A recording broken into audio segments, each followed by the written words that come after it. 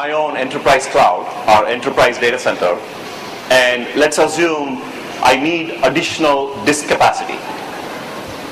So today what we do is we go off and we buy additional disk capacity. With a solution like this, with unlimited capacity that's available in the cloud, if I can actually figure out how I can use the unlimited storage in the public cloud, and as I need additional capacity, rather than me adding the additional capacity in my data center, I use the capacity that's in the public cloud. Okay, so these are some of the areas where problems are being solved. Obviously, security is still an issue, and there's a lot of investment that's being made in technologies like this that will be solved, which will help the coexistence of both private cloud and the public cloud. So the combination of the public and the private, right? You reduce your expenses, you bring in efficiency, and you basically monetize your unused capacity, and you run your data centers a lot more efficiently. So going back to the title of the subject, is the cloud computing for real? I believe it is. And I believe that the public cloud usage will not be just limited only to small to medium-sized businesses, which is pretty much what you see today in the market, where SMBs are the ones who are using the public cloud.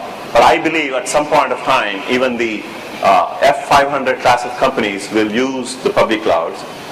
And the things that we talked about in terms of new data center architecture is absolutely, and it's bound to happen over the next decade.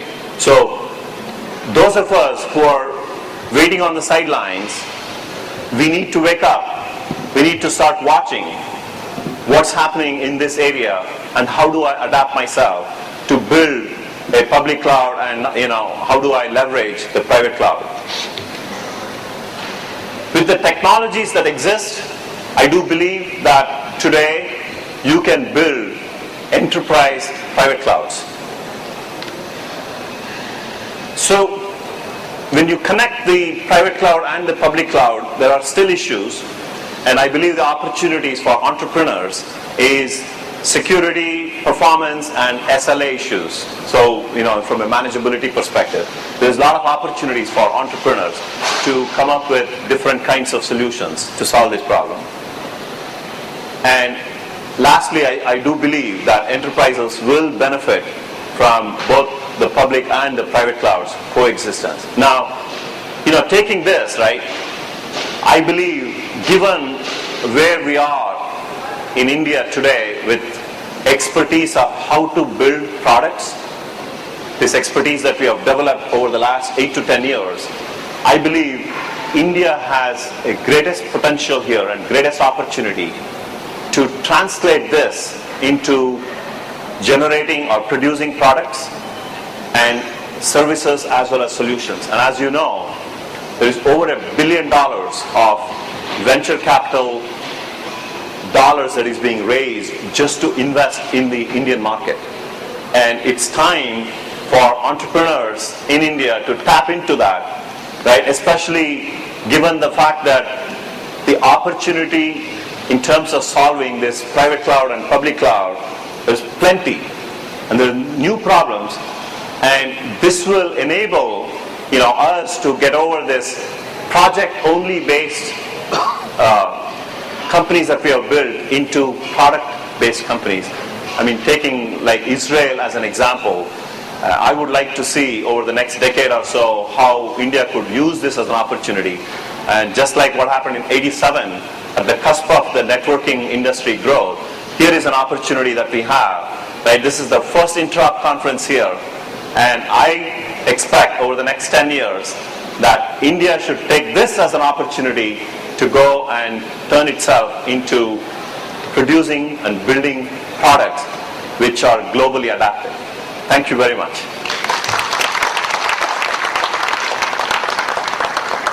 Any questions?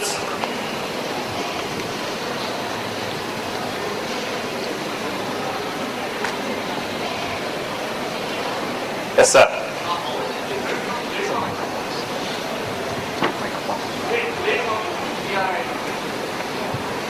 How cloud computing is different from grid computing?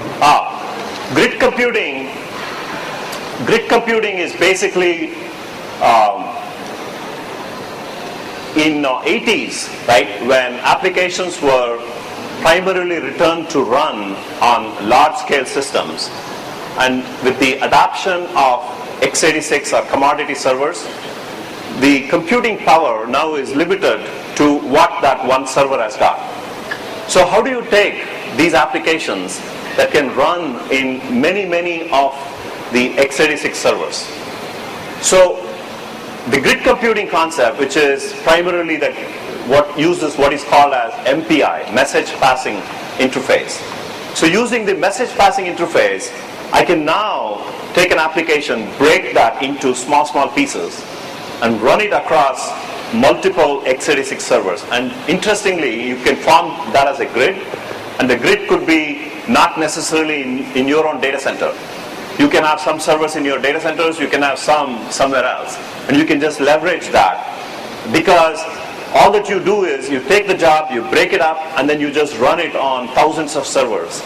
And using the message passing, right, you eventually, whatever answer that comes, I mean, that is reported back into the original application. So that is what is the grid computing, using x86 commodity servers where applications are broken up into parallelized way of running, and run these applications across x86 servers in multiple geographic locations. So that way you can get enormous amount of computing power. But the challenge there is you need to take these applications, you need to break it up into pieces. That's not an easy part. That's not an easy part. So the applications that have done that, where there is a lot of research dollars that have been made available, is the HPC application, the high performance computing. So many of the high performance computing uses these grid computing concepts. Yes, sir. You talked